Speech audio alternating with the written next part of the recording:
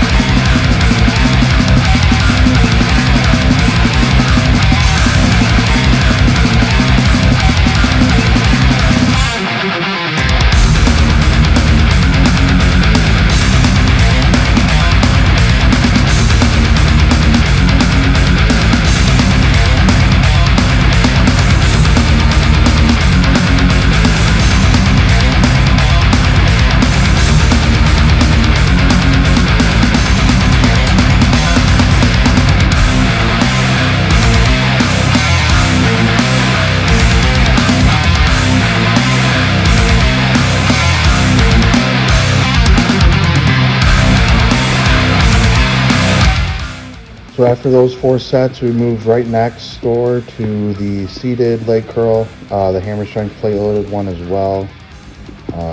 Just went right into it, no warm-ups here, because at this point my hamstrings were pretty pumped. So we did 4 sets of 10 here. On the last set, we did a double drop set. We did 8, 8, and 8 reps, and then we did 20 partials. And then I tried to do a 20-second iso hold. I saw John Meadows do these a long time ago, and I started doing these myself over the past couple of years with seated leg curls, the drop set and the partials into an iso hold, and I really think that's helped develop my hamstrings. So again, we did 4 sets here with the drop set, the iso hold, and the partials.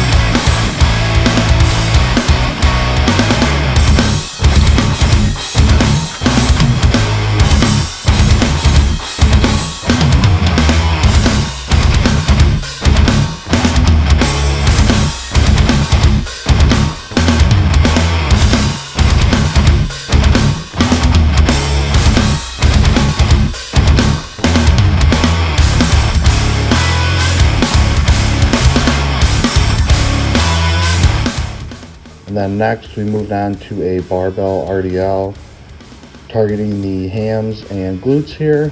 4 sets of 8 to 10. Stuck with 225. I was really just trying to stay tight with my form here, get a good stretch on the hamstrings and really drive my hips through and squeeze hard. My range of motion isn't huge here. My hips and my lower back are pretty tight, so I'm going to need to work on that.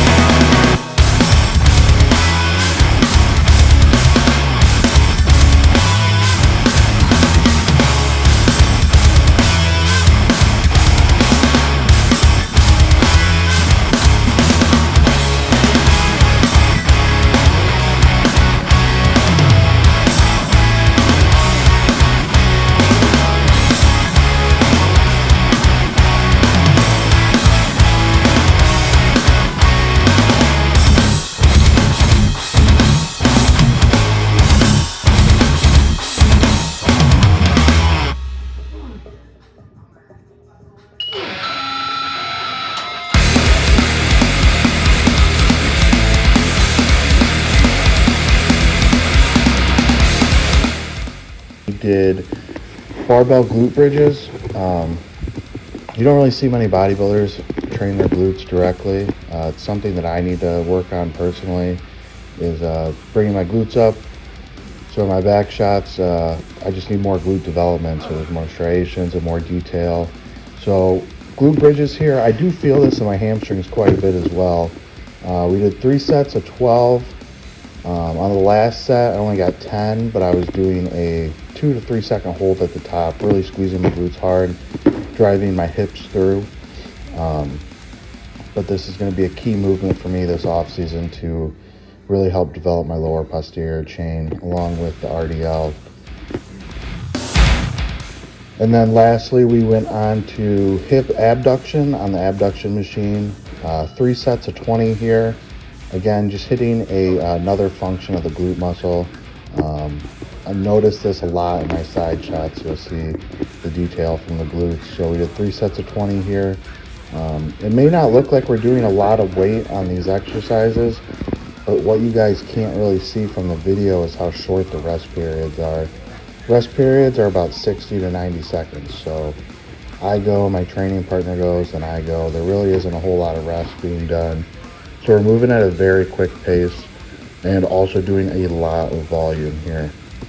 And then lastly, we didn't film this, but I finished with some calves.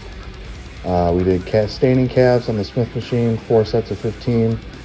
Really just focusing on getting a deep stretch and then driving through, squeezing hard. And then lastly, we finished with seated calves. We did 3 sets of 10 here, but on each rep, we did a 5-second stretch at the bottom, and then we come up and squeeze. Kind of like the DC training version of calves that Dante Trudell came up with, that I've been doing for a really long time. So I like to get the deep stretch for 5 seconds and then come up and squeeze hard. So that concludes hamstrings, glutes, calves, off-season workout. I hope you guys enjoyed. I hope you guys learned a little bit from this. Make sure to subscribe and comment below on what you guys want to see next. We're going to be coming out with content 1 to 2 times a week. So stay tuned for what's coming next. And thank you for checking out my YouTube page.